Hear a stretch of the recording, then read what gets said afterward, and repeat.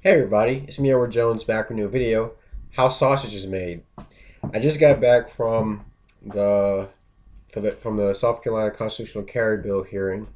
The bill was H 3716, and it was me and one of my friends. We went to the hearing, and it was our first time.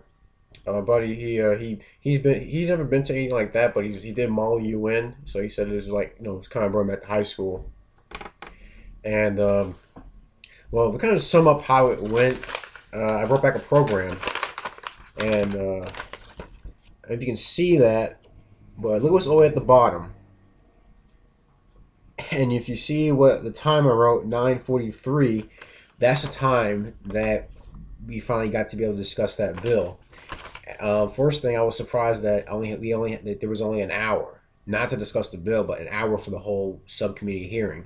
And I was like, an hour?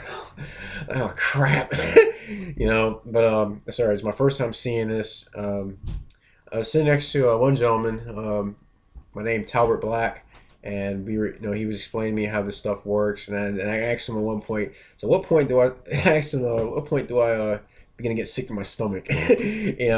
And yeah, it was just taking it in stride, just seeing how basically how the political process works. One thing I brought up a lot was the iron triangle, something I learned when I took a poli sci class in college. It was where before any bill gets to a committee hearing, it has to go through three things. It has to go through a subcommittee, which is what I went through. It has to be decided on by special interest groups. They have to give their points in on it, and agencies have to give their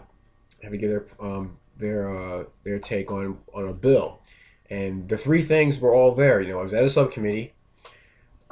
Special interest groups, I'm lobbying. 'Cause, I'm not a professional lobbyist, but I am lobbying for a particular. I was lobbying for a particular bill, and there were agencies. There was an agency speaking on behalf of the bill I was there for, but there were other agencies speaking on behalf of.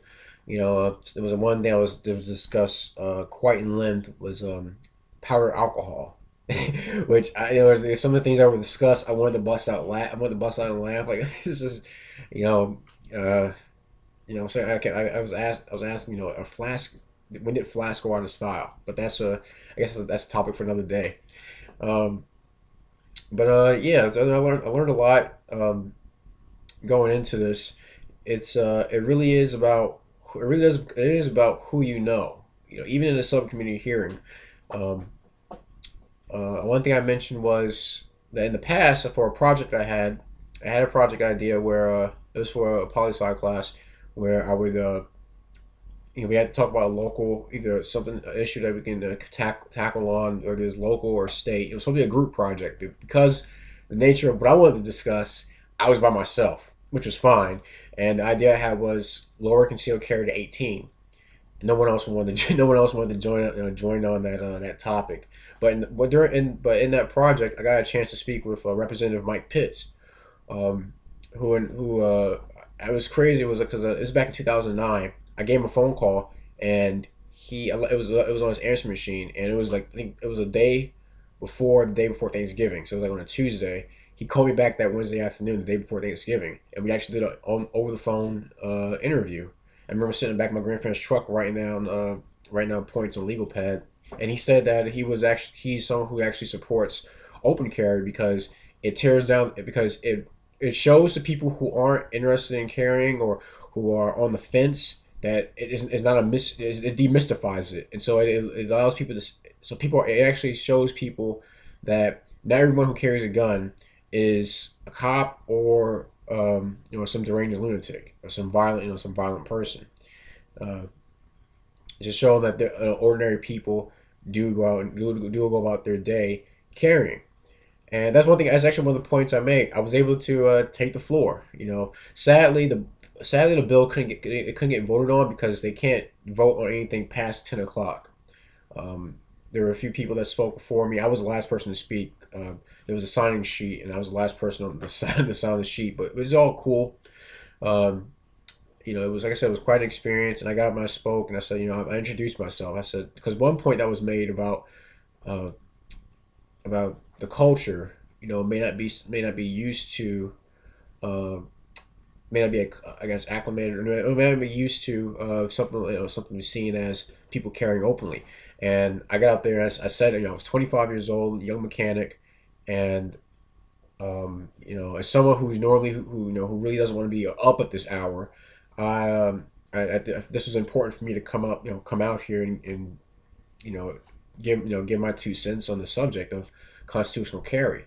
And at one point I made to one of the representatives at the subcommittee was that I am, I am your future, your future culture. I'm your culture down the road. Um, and so a lot of points that are being discussed, and I said that a lot of there's concerns with people around my age. Like I said, I'm 25, that liberty is being narrowed. It's definitely happening, and I said it's definitely happening at the federal level. We like to see it broadened at the state level at least. Um, because things looking pretty bleak, and I get I mentioned that open carry, it breaks down the mystery behind the whole aspect of carrying. And I said if I were to be open carrying, working in my garden, and if someone were to ask me, why was I carrying, I would explain to them, I said at the hearing that I would say to that person that I'm doing it for not just my protection, but in case someone else who's in need of assistance, I can rush to their aid.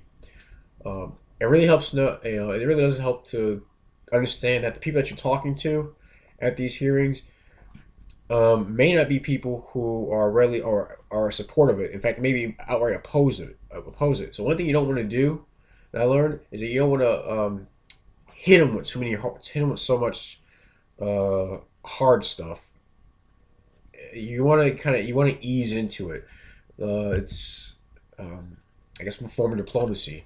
You know, understand who you're talking to, understand what you're up against, and learning how to navigate those waters will help you to get your message help get your message heard. Get it show that the people who support something that you may be that they may be opposed to something, but at least show that's it's always good to show that the people who support a particular issue are are people who are willing to talk about it.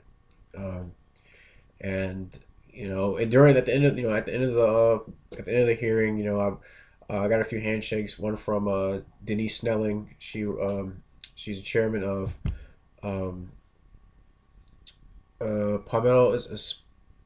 Palmetto Gun Rights Association, I believe is the name of the organization. And I shook hands with, I think it was Representative McCoy. And while it was, I met a few more other people, and then as I was leaving, ran to Mike Pitts, and I recognized him because of the I recognized him because of the mustache and because of the suits he wears. I always notice well, he has like this, wears kind of like canvas colored suits. Anyway, I called out to him. I said, you may not remember me. Just a couple of years when we spoke, but it was over the phone. You helped me with a project I was working on, and he said, he was happy to meet me. And then he said, you got a second? And I said, sure. So I said, sure. So we went to the office. He said, just so you can jog my memory as to when we spoke.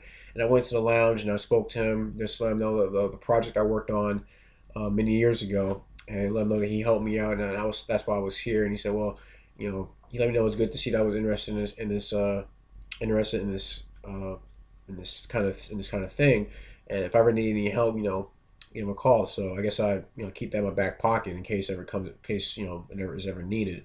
Which he seemed to be a nice person. I've heard good things about him. In fact, there was I believe there was another representative who spoke highly in favor, because because Mike Pitts was criticized by one person at the hearing, but he spoke favorably about him. And I mentioned that, like I said, he helped me with my project many years ago.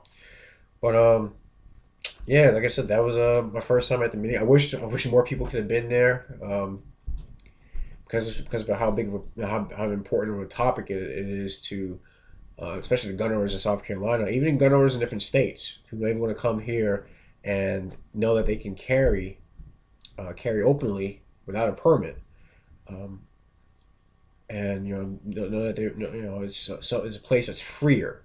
So, I mean, who's opposed? Well, there are people who oppose to more liberty, but who in the right mind would be opposed to more liberty?